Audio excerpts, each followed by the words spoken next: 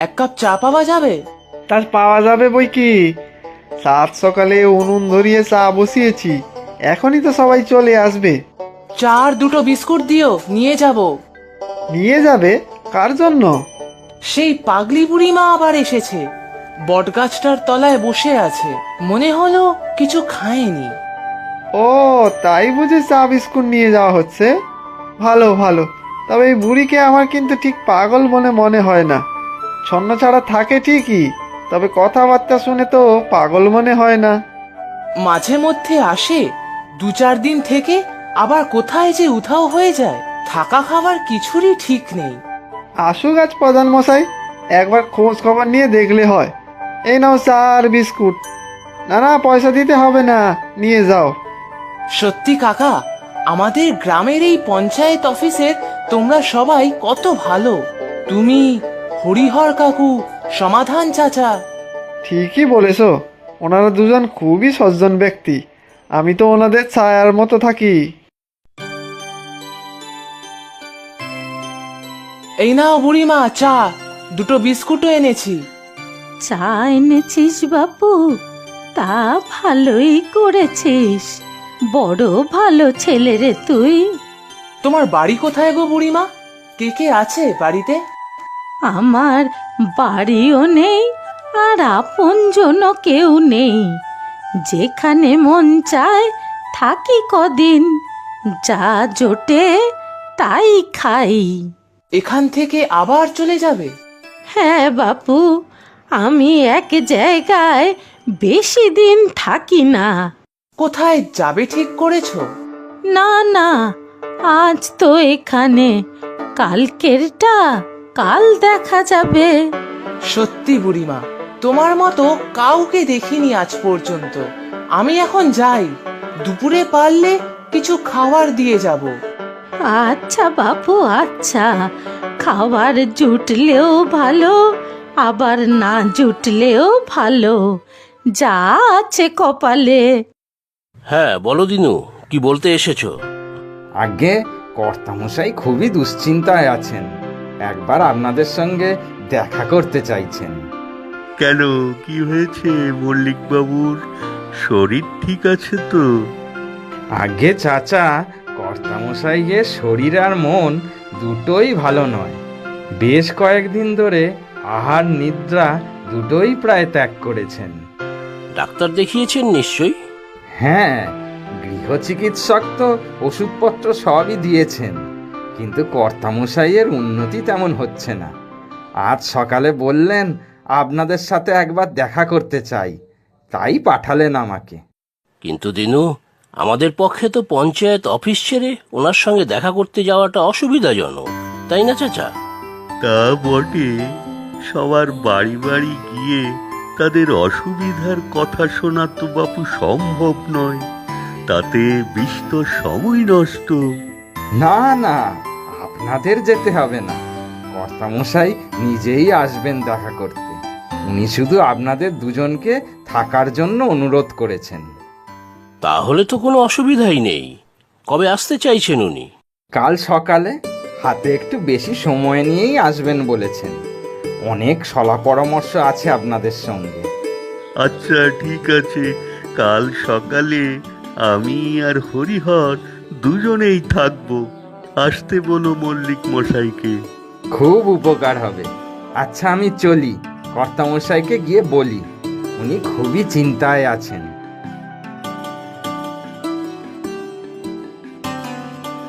কি ব্যাপার হতে পারে মনে হচ্ছে বাপু হরিহর? সেটাই তো ভাবছি। গ্রামের মধ্যে এই মল্লিক বাবুরা সব থেকে ধনী, গ্রামের লোকেরাও তার ব্যবহারে আর দয়া দাক্ষিণ্যে মুগ্ধ।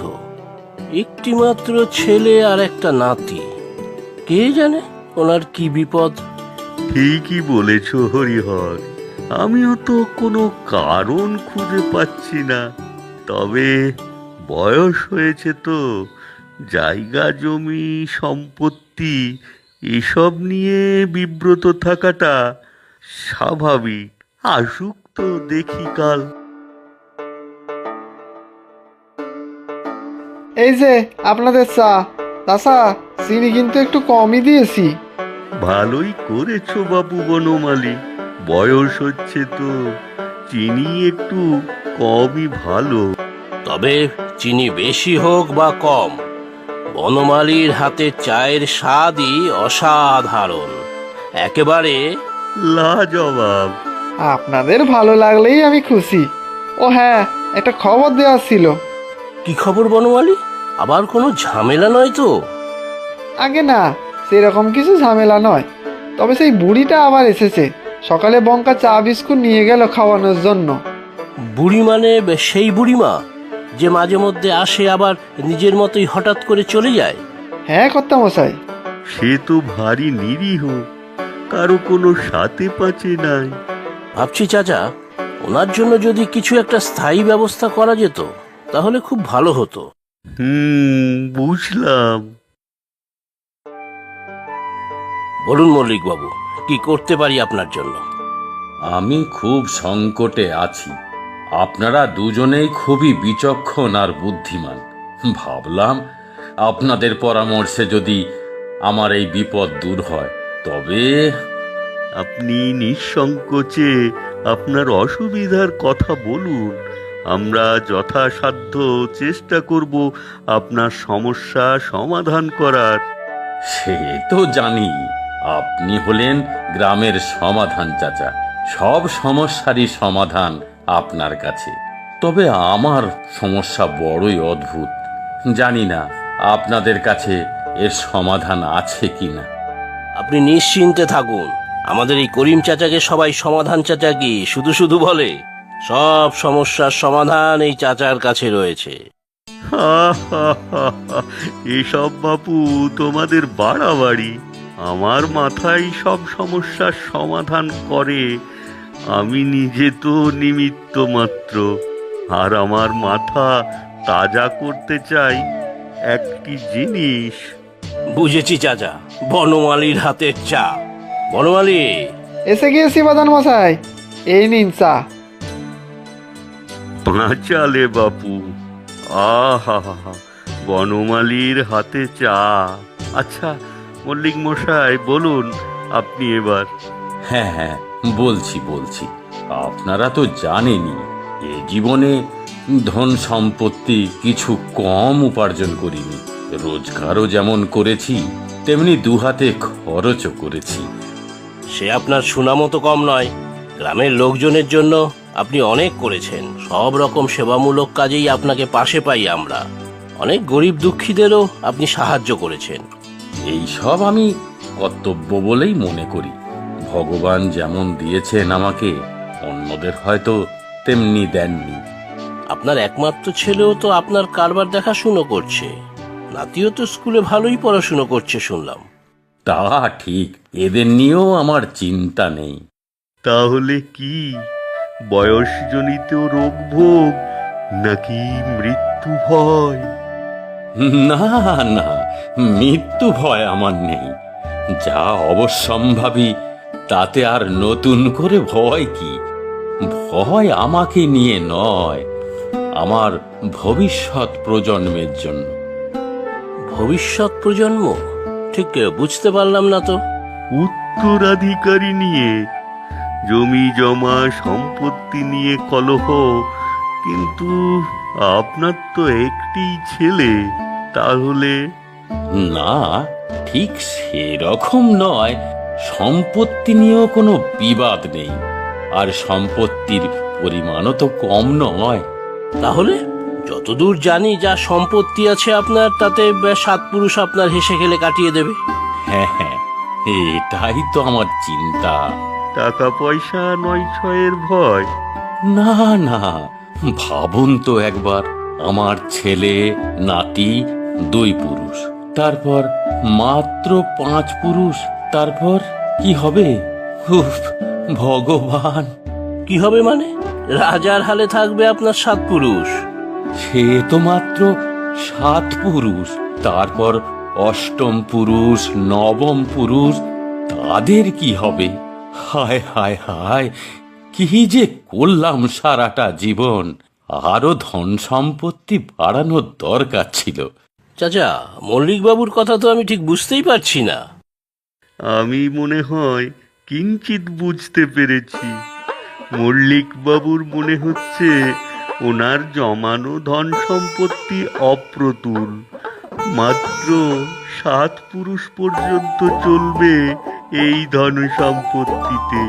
ঠিক ঠিক বলেছেন আপনি। হায় হায়, আমার অধতন 8 পুরুষ থেকে তো সবাই পথে বসে যাবে। হায় হায় ভগবান, চিন্তায় আমার আহার নিদ্রা সবই বন্ধ হতে যেতে বসেছে।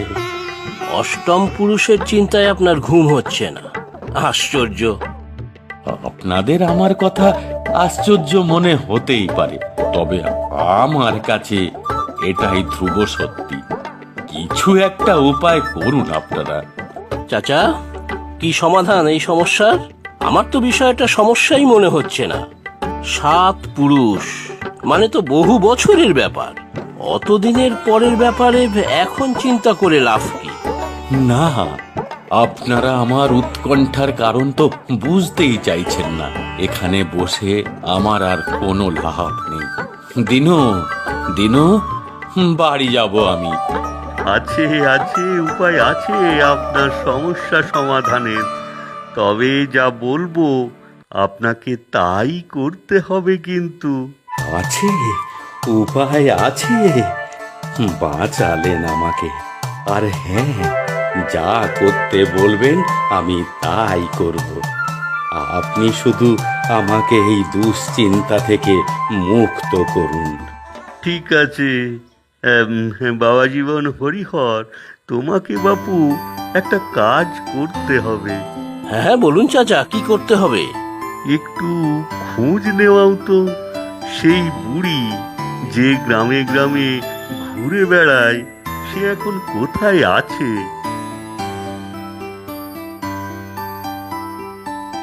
আমি জানি চাচা, সে এখন বটতলায় আস্তানা গেড়েছে। বঙ্কা তো দুপুরের খাবারও নিয়ে গেল আমার থেকে। বেশ, মল্লিকবাবু, আপনাকে এক কাজ করতে হবে। হ্যাঁ হ্যাঁ হ্যাঁ, বলুন না। কাল সকালে আপনি ওই বটগাছতলায় যাবেন, আর ওই বুড়ির সারা জীবনের জন্য যা যা প্রয়োজন তা দান করবেন ওনাকে। আচ্ছা, শুধু এই ব্যাপার? সে আমি ওনাকে যা দেব, ওনার এক জীবনেও কেন 3 জীবনেও শেষ করতে পারবে না। বাহ, অতি উত্তম। কাল ওখানে ওনাকে সব দান করে তারপর এখানে আসবেন। আমরা এখানেই থাকবো। ঠিক আছে, তবে কাল উপায় বাদলে দেবেন তো? অবশ্যই অবশ্যই, সমস্যার সমাধান করার জন্যই তো আমি আছি। সমাধান চাচা। সমাধান চাচা। হ্যালো বন্ধুরা, আপনাদেরকে অসংখ্য ধন্যবাদ আমাদের এই ঠাকুমার ঝুলি গল্প পেজটি ফলো করার জন্য। আর হ্যাঁ, গল্পগুলি ভালো লাগলে বন্ধুদের সাথে সবাই শেয়ার করে দেবেন।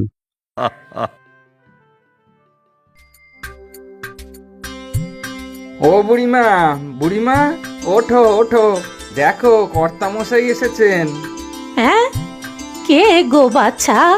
কর্তামশাই এসেছেন, দেখো কত কিছু নিয়ে এসেছেন তোমার জন্য। হ্যাঁ, আমার জন্য? কেন হে বাপু? দেখো বুড়িমা, তোমার সব চিন্তা দূর করতে এসেছি আমি। কি চিন্তা দূর করবে আমার? কিন্তু আমার তো কোনো চিন্তাই নেই। খাই দাই ঘুরে বেড়াই, কোনো চিন্তা নেই আমার। চিন্তা নেই? বলো কি? থাকা খাওয়ার কোনো ঠিক নেই, খাবে কি ভবিষ্যতে?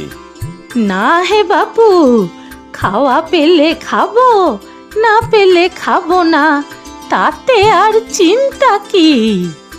আর বাড়িঘর যে কিছুই নেই, তার বেলা?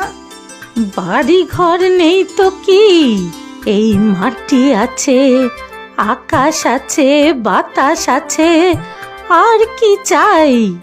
যেখানে পাই সেখানে রই, যা পাই তা খাই, না পেলেও দুঃখ নেই। না বুড়িমা, তুমি সত্যি কিচ্ছু জানো না। বলো বলো, কত ধন সম্পত্তি লাগবে? সব সব দেব আমি। এক পুরুষ নয়, 3 পুরুষ ধরে খাবে তুমি। না হে বাছা, পরে কি হবে তা নিয়ে আমার কোনো মাথা ব্যথা নেই। আজকে বেঁচে আছি তাতেই আমি মহা খুশি। পরে কি হবে তা নিয়ে চিন্তা করে আজকের খুশি নষ্ট করব কেন শুনি? আহা, কর্তামশাই দান করতে এসেছেন, যা চাই তা বলো তো দেখি। ও তাই বুঝি, নিতেই হবে? তাহলে বাছা, আজকের দুপুরের খাবার দিয়ে যাও, আর আমি কিচ্ছু চাই না। শুধুমাত্র দুপুরের খাওয়া? আমি তো সারা জীবনের সব খরচ দিতে এসেছিলাম। মাফ করো বাপু, আমি যেমন আছি তাতেই আমি মহা খুশি। ধন সম্পত্তি গ্রহণ করে আমার চিন্তা বাড়াতে চাই না বাপু। দিতে হলে শুধু আজ দুপুরের খাবার দিয়ে যাও তোমরা। সত্যি কর্তা, বুড়িমার কোনো বুদ্ধি বিবেচনা নেই। না না দিনু, আমারই কোনো বুদ্ধি বিবেচনা নেই। ভবিষ্যতের কথা চিন্তা করে করে আমার বর্তমান নষ্ট করছিলাম। আজ আমার চোখ খুলে গিয়েছে, আমার সমস্ত দুশ্চিন্তা দূর হয়ে গেছে। চলো চলো, পঞ্চায়েত অফিসে যাই। এখন আমি মুক্ত, খুব খুব খুশি আমি। যাক, আপনার চিন্তা দূর হয়েছে, তাতেই আমি খুশি। সবই আপনার দূরদর্শিতা। আপনি মুখে বললে আমি হয়তো বুঝতেই চাইতাম না, তাই বুদ্ধি করে আপনি ওই বুড়িটার কাছে পাঠালেন। সত্যি আমি আজ মনের দিক থেকে মুক্ত, ভাবনাহীন। আমি মানে কিছুই বুঝতে পারছি না চাচা। হরিবাবু, আমি বুঝি সবারই ভবিষ্যতের জন্য চিন্তা করা দরকার, তবে আমি বড্ড অতিরিক্ত চিন্তা করে ফেলেছিলাম। 7 পুরুষের পর 8 পুরুষের কি হবে, সেই চিন্তায় নিজের জীবন ও পরিবারের অন্যদের জীবনও দুর্বিষহ করে তুলেছিলাম। আজ ওই বুড়িমার জীবন দর্শন, সরল জীবনযাপন আমার ভুল ভাঙিয়ে দিয়েছে। ব্যাস, তাহলে তো সমস্যার সমাধান হয়েই গেল। জীবনে সরল সোজাভাবে চললে বেঁচে থাকার আনন্দই আলাদা। ধন সম্পদ সব সময় যে আনন্দ দিতে পারে তা হয়তো নয়। ঠিক বলেছেন চাচা। জীবনে নিজেকে খুশি থাকা আর অন্যদের খুশিতে রাখা, সেটাই জরুরি। সত্যি চাচা, কত সহজে আপনি মল্লিকবাবুর জটিল সমস্যার সমাধান করলেন। না, আপনি সত্যিই সমাধান চাচা। আমার একটা আর্জি আছে। আগামীকাল আমি গ্রামবাসীদের এক মহাভোজ খাওয়াতে চাই। আজ মাথা থেকে একটা বড় বোঝা নেমে গিয়েছে। আপনারা সবাই অবশ্যই আসবেন। ভোজ মানে মহাভোজ? আরে তাতে আর আপত্তি কোথায়?